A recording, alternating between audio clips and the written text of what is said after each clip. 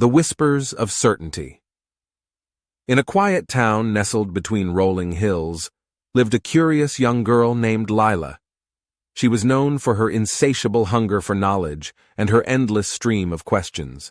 One sunny morning, while sitting under the shade of an ancient oak tree, Lila pondered the mysteries of life. "Why do we exist? How do I know I'm not just dreaming all of this?" she mused aloud. As if the wind carried her questions, a wise old man named Mr. Alden, who was passing by, overheard her musings.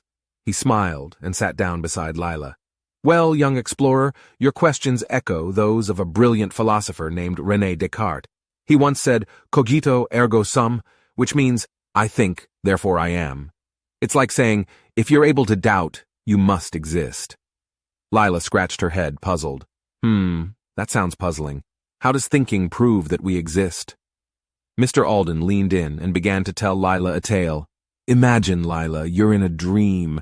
You're surrounded by the most magical creatures and places. Everything seems so real, doesn't it?" Lila nodded. "Yes, it does. Now let's say you start to doubt whether this dream is real or just your imagination. Who is it that's doing the doubting?" Lila thought for a moment. "Well, it's me. I'm the one who's doubting." "Exactly. Even in the midst of doubt, you're still thinking. And if you're thinking, you must exist to do the thinking.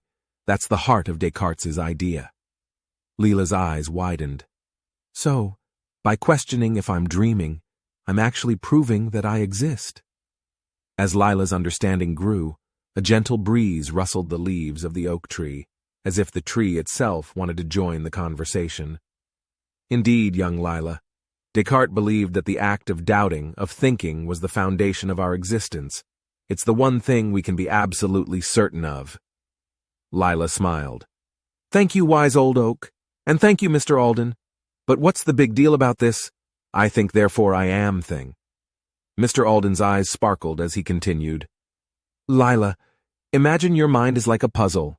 Descartes believed that if we could find one piece of the puzzle that we could absolutely, positively be sure of, we could use it as the foundation for understanding everything else. And that puzzle piece is the fact that we're thinking beings." Lila nodded. "So, if we're sure about our thoughts, we can use that to build our understanding of the world?" "Exactly. Descartes used this idea as a starting point to explore everything around us. He believed that if we could trust our ability to reason and think, we could uncover the truth about the world and ourselves."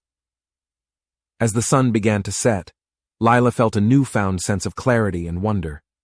She looked at Mr. Alden and the wise old oak with gratitude. "I think I get it now.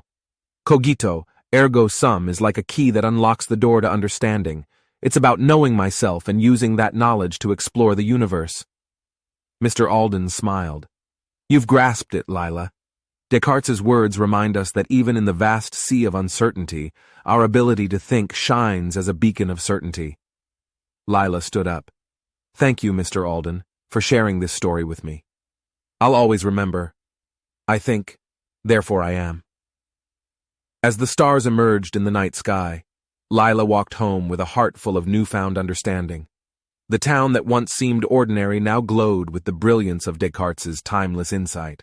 And so, the curious young girl and the wise old man's conversation became a cherished tale, passed down through generations, a reminder that in the realm of thought, the foundation of existence finds its unwavering home.